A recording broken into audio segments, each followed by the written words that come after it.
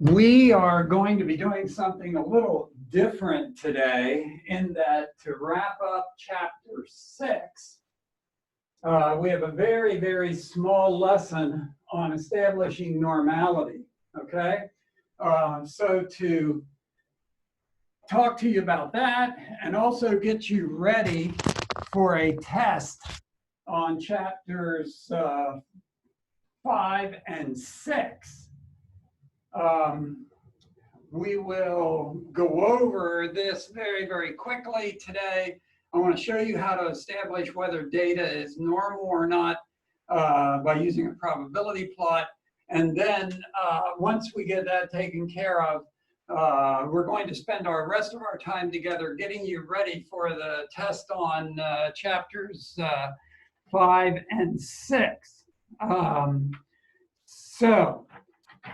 Kind of a short unit. We did one section in chapter 5. Chapter 6 is itself kind of a short unit, but we lumped 3 and 4 together. We're going to lump 7 and 8 together, and I just didn't know what to do with 5 and 6. So even though it's so short, should be a really easy test. But so let's just talk about establishing normal data today, and we can get into our review on chapters 5 and 6. Okay.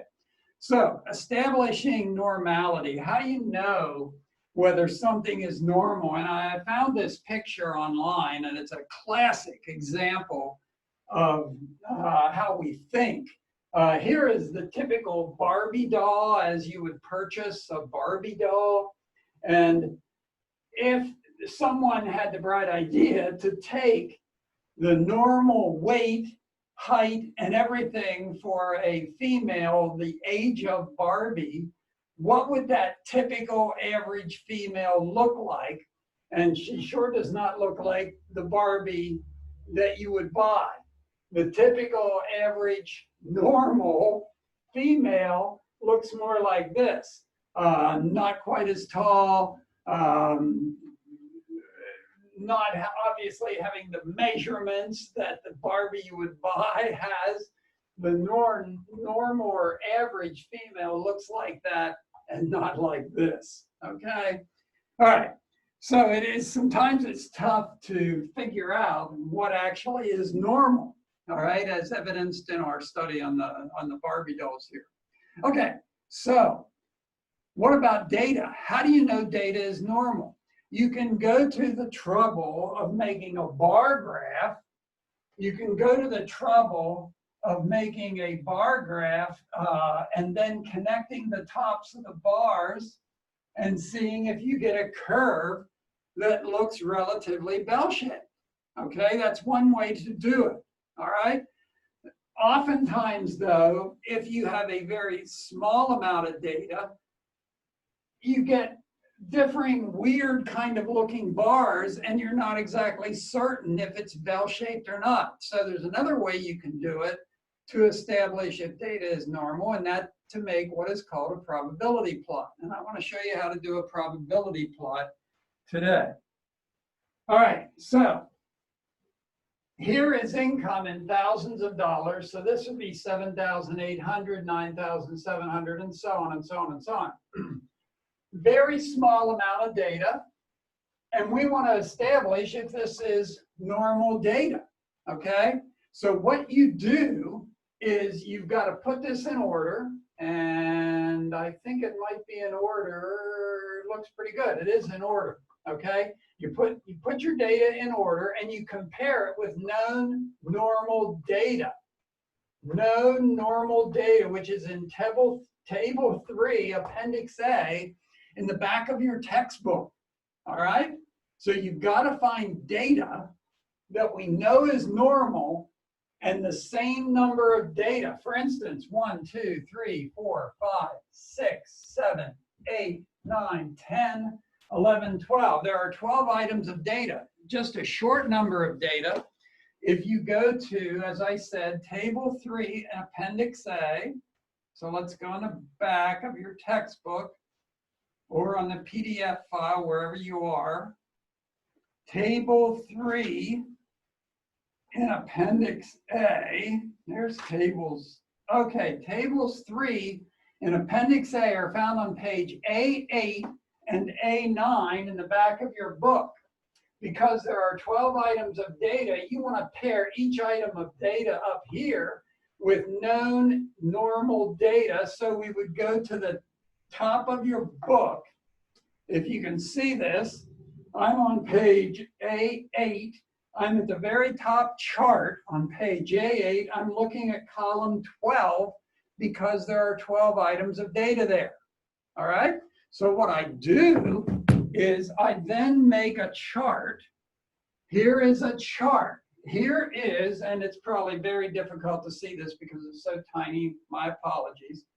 Here on the top line is all the data from the previous screen, 7.8, 9.7, 10.6, and so on.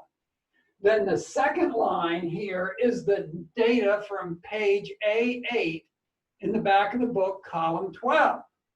I am comparing my data on the top line with the data on the bottom line, okay?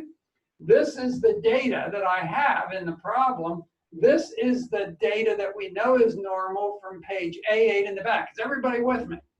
All right, so what I've made here is an X column or an X row and a Y row, just like you did back in junior high in Algebra 1, okay? I'm going to then plot the X's, the top row, with the Y's, the bottom row, and I've done that here. I've plotted all the data, 7.8 and negative 1.64. So I went over about 7.8 because I've divided the X's up into 10, 20, 30. So I go over about 7.8 and down negative 1.64. I just plotted then all these points. Much easier to do if you have graph paper, okay?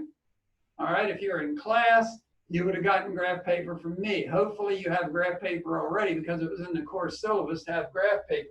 If you plot this portion of it looks fairly straight. This looks like it has a curve to it. I would say that this data is not normal, okay? It's fairly straight out here, but it curves hard here. To have normal data, you should have a fairly straight line, okay? I'll say it again. You would then assess the first group of data back here. Our group of data here, I would say, is probably not normal, even though as the data gets larger to the right, that it does become more of a straight line out in here, okay? But right here, there's a significant bend, all right? That is called a probability plot, and you can assess the data whether it is normal or not, all right? I've done the same thing with this data, okay? Right here, there's 1, 2, 3, 4, 5, 6, 7, 8, 9, 10 items of data, okay? Very short amount of data, all right? So I'm going to do a probability plot. I go to the page A8 in the back of the book. I go to the column 10, all right? And once again, I did exactly the same thing. Here is my data that I have to work with, my X row. Then I made a Y row from that data, page 8, in the back of your book, page A8, column 10, that we know it is normal. And I plotted these. This looks a lot straighter than the previous one. This is much straighter, okay? So I would be tempted to say that this is normal data, and this one over here, this point over here, the 10, which was our last item of data, and the 1.6 from the back of the book, I would say that this item of 10 right here, data item 10, is probably an outlier, okay? Now remember, we had ways of figuring out the outliers previously when we were working with quartiles, remember? Where we used the interquartile range. We went Q3 plus 1.5 times the interquartile range and Q1 minus 1.5 times the interquartile range. And if the data did not fit in those bounds, we knew it was a potential outlier. Here's another way of checking for an outlier. If you do a probability plot and something looks like here's the straight line. This looks like it's way out of bounds. So I'd say that's probably a potential outlier. So we've learned two things today: how to do a probability plot and how to look at an outlier. Okay? Now, the rest of our time together, we'll be working on the review. Okay? That's going to be in a different file from this. All right? You're going to work on the review. There will be a probability plot in the review, and we'll be getting ready for a test on what we did in Chapter 5 and Chapter 6. If you have any questions, please contact me.